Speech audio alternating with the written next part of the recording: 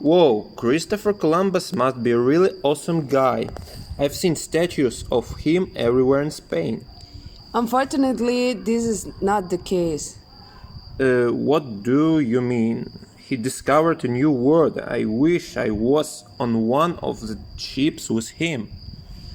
I don't think you would have enjoyed that. It has been confirmed that the conditions on the ships were horrible. The food was covered in maggots. There was no place to sleep except on deck without good shelter, and the people on the ships didn't really want to be there. Most of them were prisoners that were forced to be on the ships as an alternative prison sentence.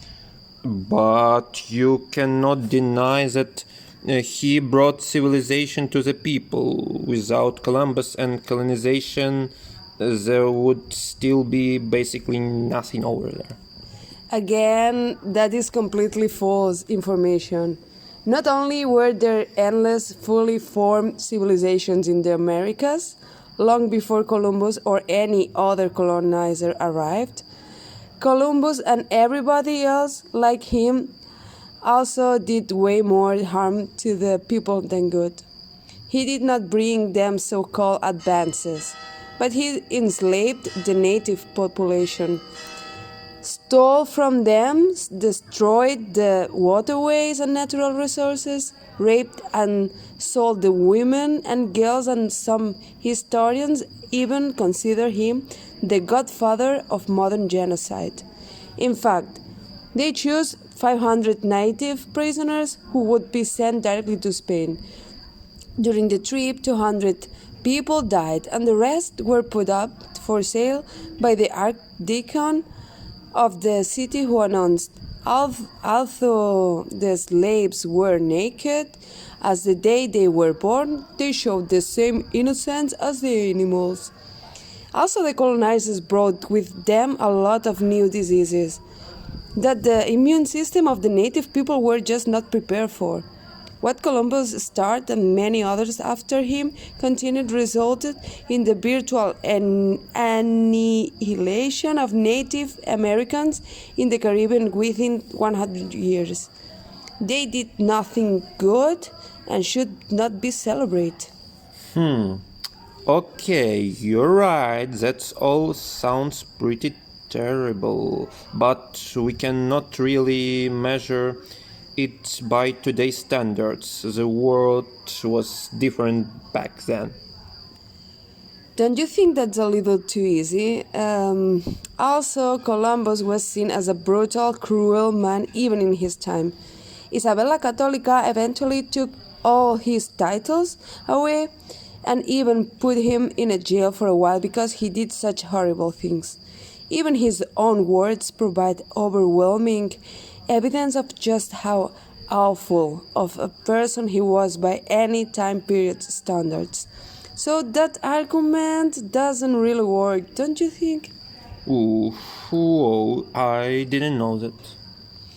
But also, even if we would measure it by different standards, could we not agree that it still should not be celebrated today? We should learn from history, not glorify it. Okay, that makes sense, but aren't there more important things today that we should focus on? It still has a lot of relevance today because to this day many speeches and demonstrations that try to defend Spanish supremacy are being repeated with many similar arguments and with increasing support.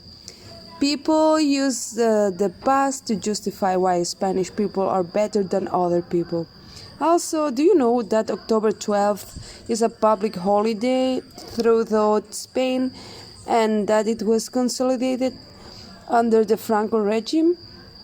This day, which in other times was called Day of a Race, a military parade is organized attended by the king, the powers of the state and numerous regional leaders to commemorate the discovery of America.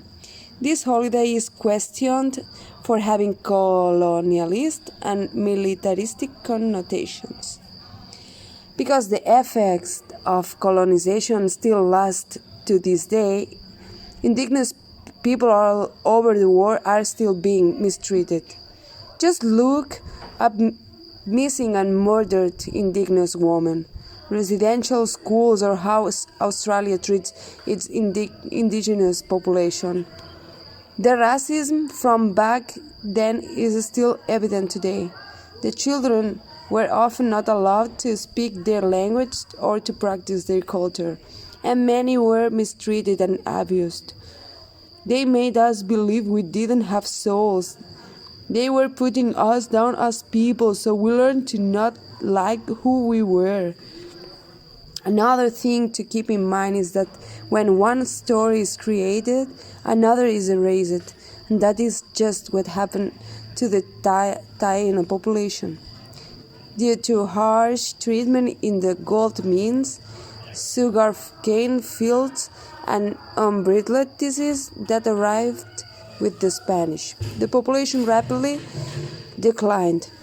This is how the myth of Taino extinction was born. The Taino were declared extinct shortly after 1565, when a census shows just 200 Indians living on Hispaniola, now the Dominican Republic and Haiti. Paper genocide means that a people can be made to disappear on paper, but the reality is that they survived because many of them ran off into the mountains. When the Inquisition began in Spain in 1478, any Jew that did not want to be tortured or murdered had only to convert to Catholicism. They became known as converts. This practice was also applied to Taino Indians.